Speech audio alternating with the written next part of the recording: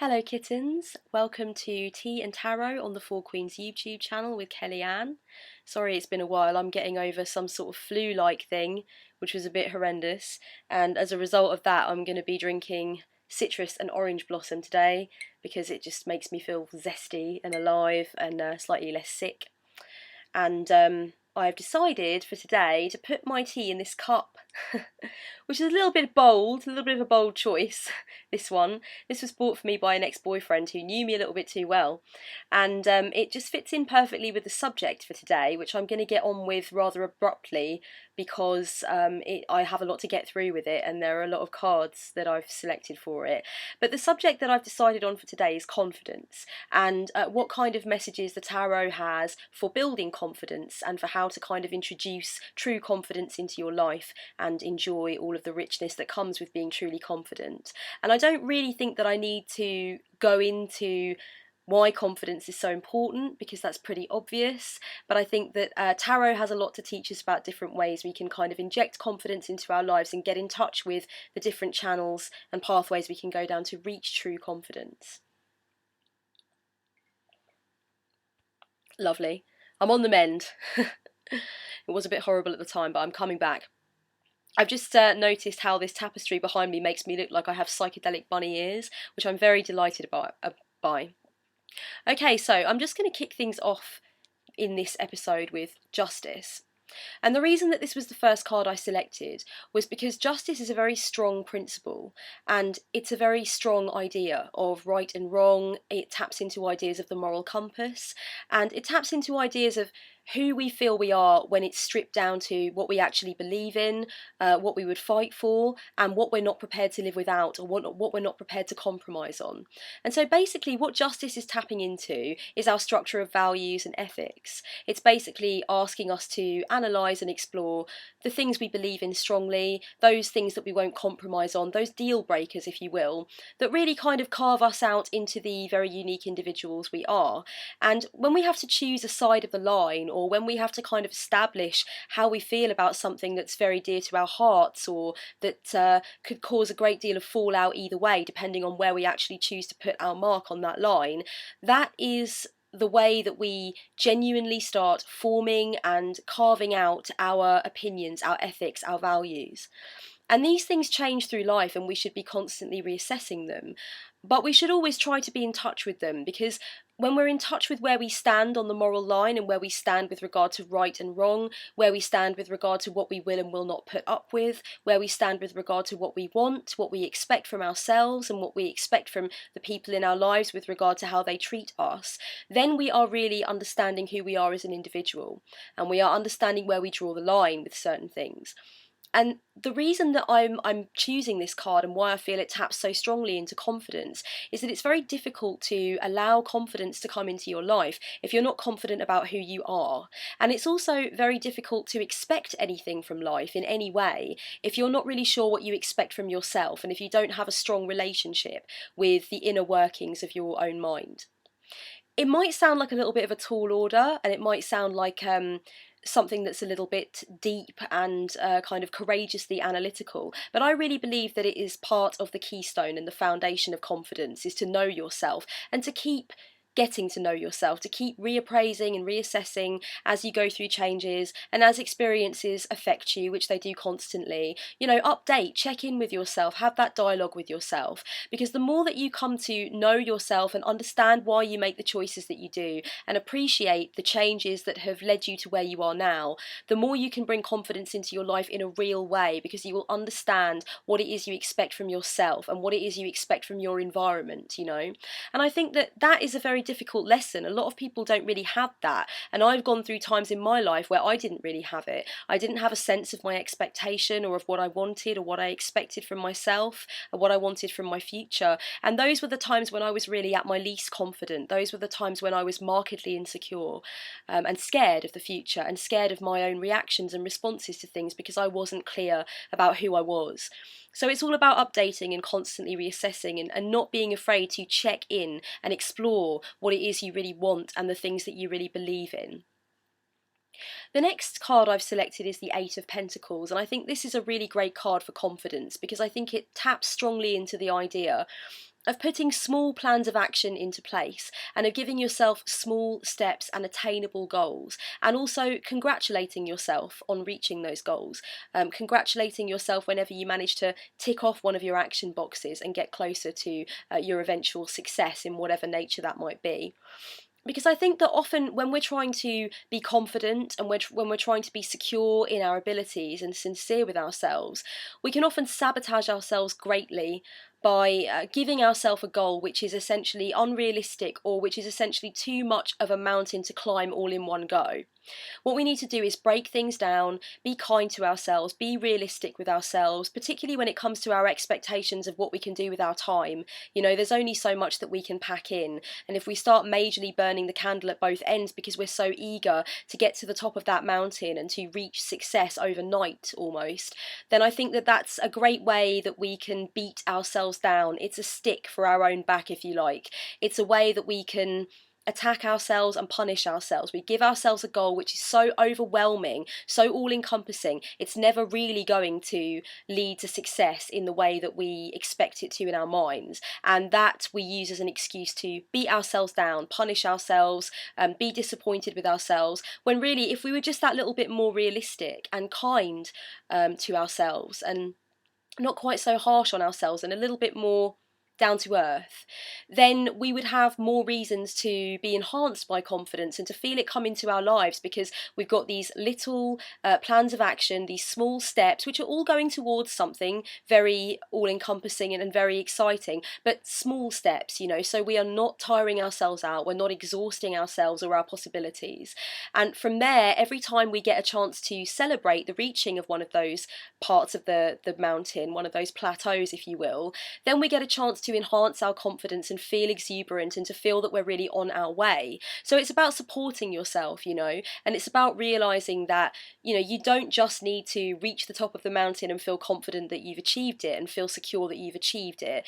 It's not just the overall end of the journey that matters, it's the journey itself, and it's supporting yourself on that journey and giving yourself a pat on the back. So congratulating yourself, giving yourself credit, and breaking things down into manageable parts so that you don't feel quite so overwhelmed and quite so eager to kind of tell yourself that you're disappointed in your ability because you didn't get to the finish line right now, kind of thing, which is a massive temptation for all of us, I know, and for me as well, to beat myself down and denigrate myself for not doing in double quick time what realistically I know cannot be done overnight and will, you know, be a long kind of arduous process that I need to be comfortable with. The third card I've selected is the Three of Pentacles, and this is a card all about training and apprenticeship and getting to learn something new, being taught something that you might not necessarily yet be adept at, listening to other people who have experiences that you haven't had and have knowledge that you haven't yet attained, and appreciating the value of education and training and expanding your horizons and expanding your cranium. And I think that learning something new is a major confidence booster. It's very exciting. You know, you have to muster up the confidence and the self-love to actually get out there and do that and begin that course or begin that area of study, whatever it is, begin that new phase. But then on top of that, you have all of these little chances during your time studying to appreciate the new things that you're picking up and to watch yourself grow, watch yourself develop in a new way. So it's basically about being expansive and stepping out of your comfort zone, and I really think that's important when it comes to building confidence. It's very unrealistic to expect your sense of confidence to grow if you're stuck in the same place doing the same thing in the same way. You know, you really need to challenge yourself and push those boundaries, and I think beginning a new area of study or beginning a new skill is a great way to kind of kickstart confidence and to make you feel that you can celebrate the fact that you've started it, and you can celebrate each move on the journey. You can watch yourself develop into new and interesting terrain and not be afraid to kind of take that study by the balls and really run with it. So I think it just helps you to see as well what you're capable of and to surprise yourself, you know, because I think a big part of having confidence is to be able to surprise yourself, to almost watch yourself from behind a pane of glass doing something you're doing for the first time and say, you know, I'm not half bad at that, you know? I didn't think I'd get the confidence up to do that, but I did. Good for me. So I think it's just one way of expanding the avenues and getting out there and feeling confidence actually manifest in a real way at heart level, as I always say. And I'm sure you're getting really used to me saying that by now, but at heart level is kind of a catchphrase for me. I don't know, it's just something I've always said when I mean genuinely and authentically from here, you know, not from here so much, but from here. The next card on my list is the Sun.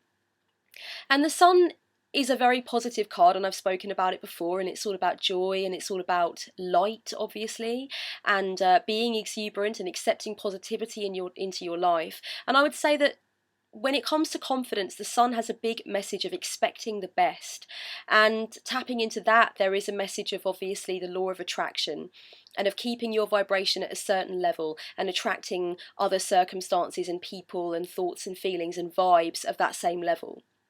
And the Sun is a big message of dragging yourself up sometimes when you feel very low. There is a saying that is bandied about quite a lot on the internet especially, and it is, I've seen it before, and it's faith it to make it. And I think that's the big difference between faking confidence, pretending to be confident, which can sometimes, I think, come across as arrogance or a kind of marked uncertainty, which is being glossed over by vanity almost. I think faking it to make it is different to faithing it to make it. I think there's a marked difference. And I think that that difference is important to tap into when we're talking about confidence, because confidence must always come from a real place. It can't be faked. And I think anybody with any degree of perception or intuition will know when somebody is faking their confidence. It will come across, it will ring false, and it will ring false to you too, because you're still scared and insecure, or you're still beating yourself down. And instead of actually addressing that and formulating a plan, you are instead just giving the world a veneer and telling yourself that it's true, and that's not coming from a real place. So faking it to make it, no, not necessarily, but confidence is not there straight away. It is something that needs to be worked on. It's something that needs to be built on and kind of molded and shifted with time as you mold and shift. So I think it's not about fakery, but it's about faith. Faithing it to make it is what we're doing here. So we're basically encouraging ourselves to show a certain level of confidence or exuberance that we may not really be sure if we really have. But if we show ourselves in those small ways that we can have faith in our ability to be confident, then eventually that confidence will genuinely and truly come up to the surface. And that's the exciting thing about the difference between faking it and faithing it. Faithing it does come from a real place because you want to give yourself that confidence as a gift. You know that it would improve your life in some sense. You know that it would start to make things happen for you, and that you could really kind of tear down the box, tear down the walls that have been enslaving you, and go forward. And if you love yourself from a true place, then you want to give yourself that confidence, but you know that you don't have it right from the start. You don't have it 100%. Of course you feel insecure. Of course you feel scared. Of course you think you might fall down. So you faith it, you know, you go with the fact that it is down in there somewhere, but it hasn't yet had a chance to articulate itself, to express itself properly. So you're just going to do a few little steps to give yourself that boost. Have faith that it's in you by acting as though it is, and then eventually it will start to come out organically because you are welcoming it. You are giving yourself that challenge. You are opening up that avenue by saying, you know what, I'm going to put myself out there because I know I've got this confidence inside me and I know I should be confident. So I'm going to faith it, and then eventually I will make it. I hope that's not too abstract. But yeah, I really love that saying at the moment, and I think it rings true in a lot of ways and in a lot of different situations. And at the moment for me as well, I think faithing it to make it is kind of a big deal and kind of definitely sits well with what I'm going through. I'm really sorry that you can hear me swallowing when I drink my tea. It's a very sensitive microphone, I don't know. Okay, so the next card I've selected is Judgment. Judgment, as I've tapped into before on this channel, is similar to death, but there are some marked differences. The most important thing about the difference between judgment and death is that death often deals with change that is unpredictable, unexpected, came out of nowhere, blindsided you on a wet Wednesday when you had no idea that it was going to happen, and you have to react, you have to respond quickly, you have to deal with it. Judgment is much more of an inner transformation, which is willed into existence. It's something that you manifest quite often. It's a decision. So it's a paradigm shift, but it's something that you actually put into play because you've decided that you need to start going down a new pathway, or you need to look at something with a fresh pair of eyes. And I think that judgment taps very strongly into the idea of expanding your horizons. Be expansive, get out of your comfort zone. Because confidence is never going to come if you don't change something up. And I was saying that before, if you keep doing everything in the same way at the same time on the same day and you don't change up the variables, then you're not going to recognize where your strengths lie. You're not going to recognize how to fortify yourself in the face of change. And you're also not going to be able to congratulate yourself on moving up the mountain slowly but surely, because you're not really doing anything in your outer life to demonstrate that you're moving further along in the journey. So you need to push your boundaries, you need to push your comfort zone. And I've spoken about comfort zones a lot, and I will continue to do so, because I think it's such an important part of self-development that we actually recognise where our comfort zones are and how to shake ourselves out of them. And one of the most important things when it comes to removing yourself from a comfort zone is inner dialogue. Having that chat with yourself, getting down with yourself, checking in with yourself, having a conversation with yourself.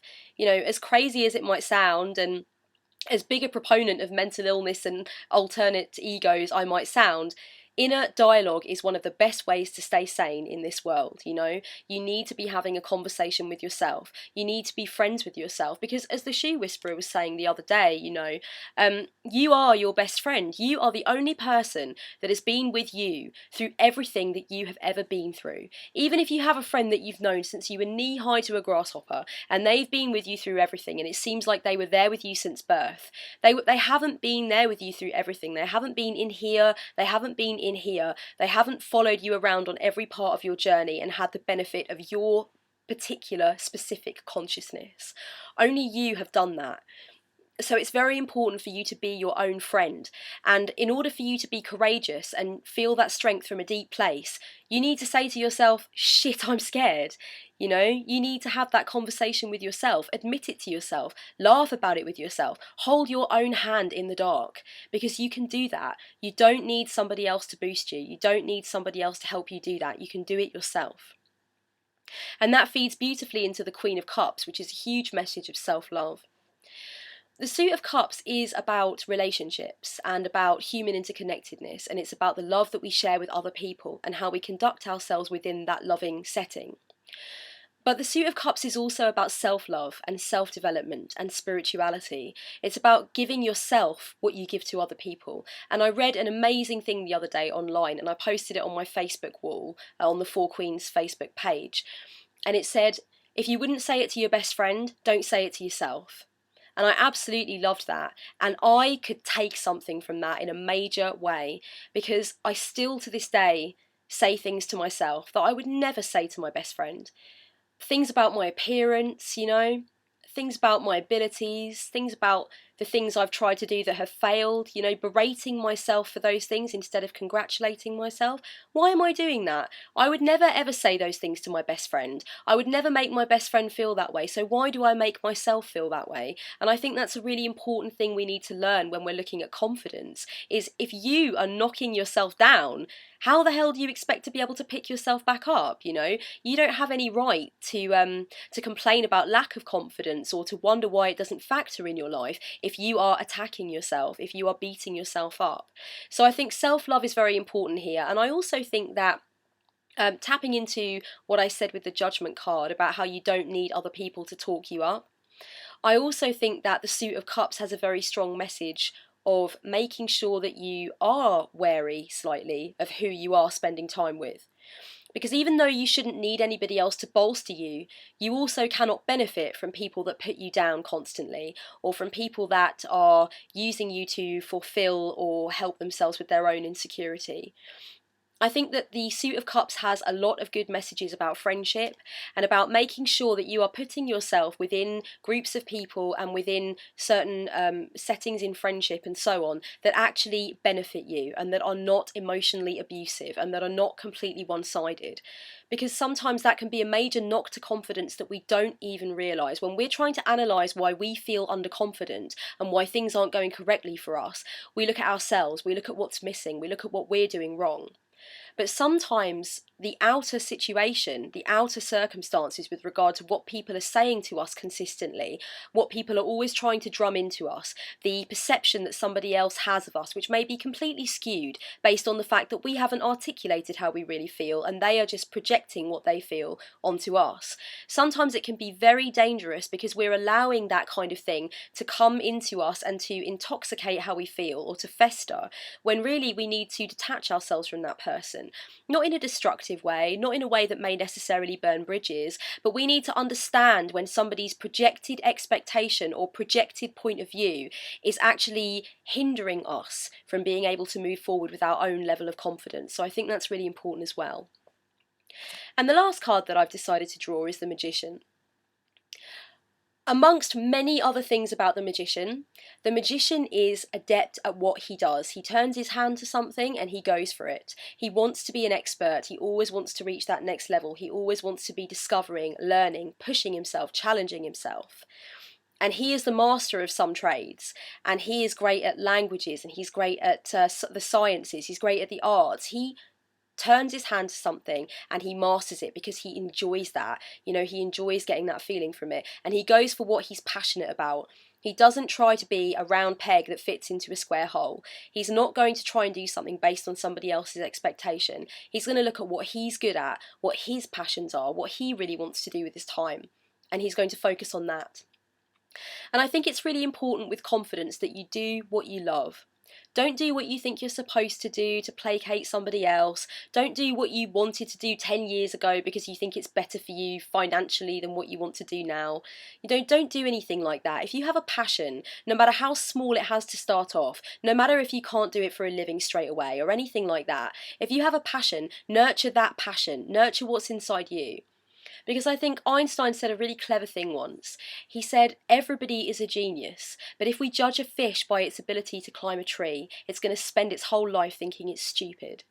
And that's perfect for the Magician and what it taps into with confidence. Do what you love. Find what you love and do what you love. Because if you're a fish and you're trying to make yourself climb a tree because you think it's what society expects or it's what your parents would be proud of or whatever, then you're always going to spend your life thinking that you're stupid, you know? And it's not because you are, it's because you're not taking that spark in yourself and nurturing it. You are denying it to yourself and instead trying to climb a tree when you're a bloody fish. So be a fish, you know, own it and swim. And then you'll realise that you're not stupid. You are a gem. You are a diamond in the rough, and all you needed was that chance to shine. So this has been Tea and Tarot, and these are my thoughts on confidence and some of the messages that Tarot has to offer on that subject. And I'm sorry I ran a little over my kind of religiously set 21 minute mark, but I haven't done anything like this for a few days and it was really lovely, and I can't wait to catch up with you all. I've got a lot of comments I need to respond to and a lot of videos I need to watch, so I'm going to get on with that, and me and my psychedelic bunny ears will go and spend the rest of the evening in peace and leave you alone now. Thanks for watching, guys. Bye.